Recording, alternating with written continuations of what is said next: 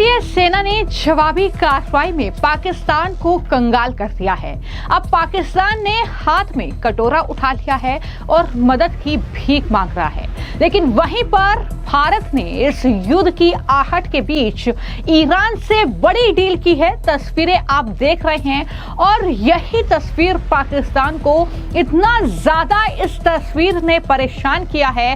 पाकिस्तान को यह तस्वीर चुभी है कि उसने देर रात भारत के कई सैन्य और सिविलियंस इलाकों पर अटैक करने की कोशिश की। हालांकि भारत ने उनके एक एक ड्रोन, एक एक फाइटर जेट को हवा में ही खत्म कर दिया और जिस तरीके से पाकिस्तान का एयर डिफेंस सिस्टम खत्म किया गया है, पाकिस्तान अब कंगाली की राह पर है। दरअसल इस जंग के बीच दिल्ली पहुंचे ईरान के मंत्री अब्बास अरागची ने विदेश मंत्री एस जयशंकर से मुलाकात की। जो तस्वीरें आप देख रहे हैं, ये मीटिंग हुई। विदेश मंत्री एस जयशंकर से मुलाकात जो हुई उसमें एस जयशंकर ने पहलगाम हमले पर भी पूरी विस्तार से बातचीत ईरान के मंत्री के साथ की और इस तरीके से भारत पाकिस्तान तनाव पर ये एस जयशंकर ने दो टूक ईरान के सामने कहा कि हम जवाबी कार्रवाई करेंगे अगर पाकिस्तान कोई भी हिमाकत करने की कोशिश करता है तो।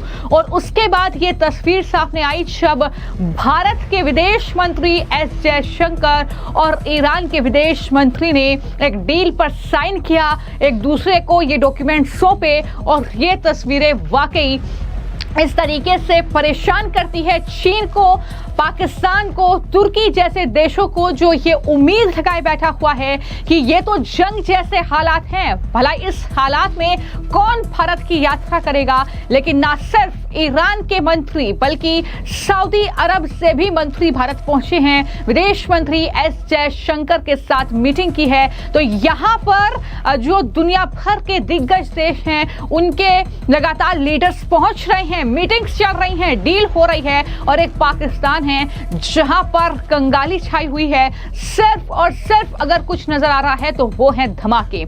लेकिन इन सब के बीच मैं आपको बता दूं कि जिस तरीके से इस जंग में तुर्की, चीन, अजरबैजान जैसे देशों ने यह तय कर लिया है कि वो पाकिस्तान का समर्थन करेंगे, वो पाकिस्तान को सपोर्ट करेंगे, तो इस बीच भारत में एक बड़ा तबका ऐसा है जो कि ये मांग कर रहा है कि अब जो है पाकिस्तान का समर्थन करने वालों का साथ हम नहीं देंगे।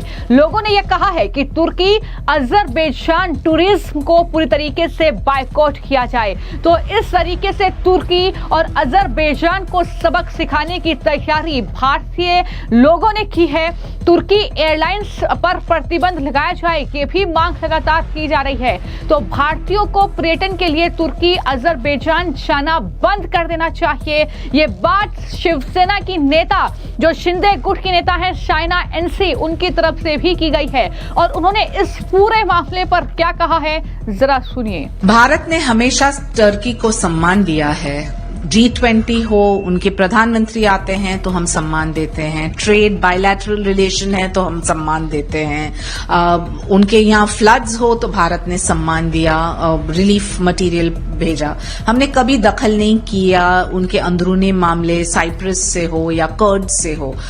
लेकिन जिस ढंग से टर्की ने पाकिस्तान के साथ खड़े रह के ये आश्वासन उनको दिया है कि वो भाई भाई हैं और वो भारत के खिलाफ है, मैं मानती हूं कि ये निषेधजनक है। शिवसेना की यही मांग है कि टर्की जैसे देश को बॉयकॉट करना चाहिए, टर्किश एयरलाइन को बॉयकॉट करना चाहिए। आपकी जानकारी के लिए 2024 में 5.7 लाख इंडियन टूरिस्ट थे जिन्होंने टर्की को न सिर्फ रेवेन्यू दिया, सम्मान दिया, अपॉर्चुनिटी दिया।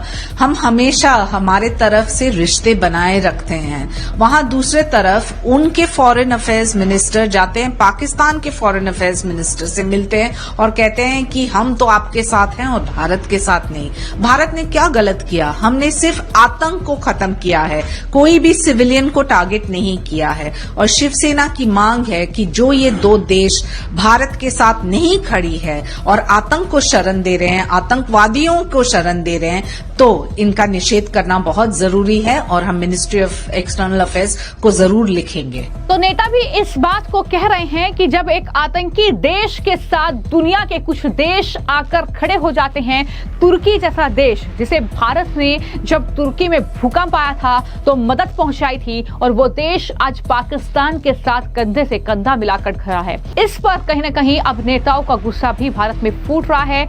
और इतना ही नहीं, मैं आपको बता दूं कि कई लोगों ने यहां तक कहा है कि 2024 में 2.4 लाख भारतीय जो थे वो अजरबैजान की उन्होंने यात्रा की, 3.3 लाख भारतीय जो है वो तुर्की गए थे। यानी तुर्की के टूरिज्म को सपोर्ट किया, और किस तरीके से तुर्की घूमने के लिए गए, इस तरीके से तुर्की की अर्थव्यवस्था में कहीं ना कहीं एक बड़ा कह सकते हैं कि रोल निभाया है भारतीयों ने। और जिस तरीके से एयरलाइंस लगातार जो है जा रही हैं, आ रही हैं, अब उस पर कहीं ना कहीं ब्रेक लगना चाहिए।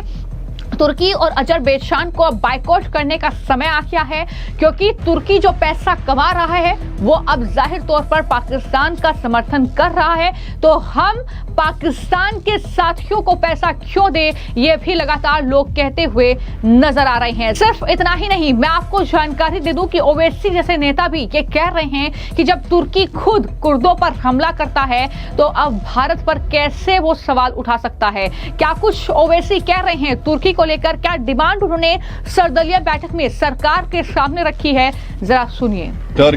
तुर्किया को हमको समझाना है कि तुर्किया पूरे विश्व में एक ऐसा कंट्री है जो अपने ही देश में जो टेररिस्ट ऑर्गेनाइजेशन है कर्ड्स, उनको बॉम्ब करता है। इराक में जब तक उनसे डील नहीं वहां बॉम्ब करता था, अब सीरिया में भी बॉम्ब करता है। तो तुर्किया को समझाने की जरूरत है कि जब आप कर्ड्स के ऊपर जो टेररिस्ट ऑर्गेनाइजेशन है उनको आप एक्शन ले सकते, तो भारत पे क्यों वो सवाल उठा रहे हैं। और हमने कहा कि ये आज पाकिस्तान इसको और एस्केलेट ना करे। इस सिलसिले में आज ईरानियन फॉरेन मिनिस्टर दिल्ली में है, सऊदी फॉरेन मिनिस्टर भी दिल्ली में है। और जो देश में मैंने कहा कि जो एक यूफोरिया है, इसको सरकार को देश को और मुत्तहिद करने के लिए और देश को ताकतवर बनाने के लिए इस्तेमाल करना पड़ेगा।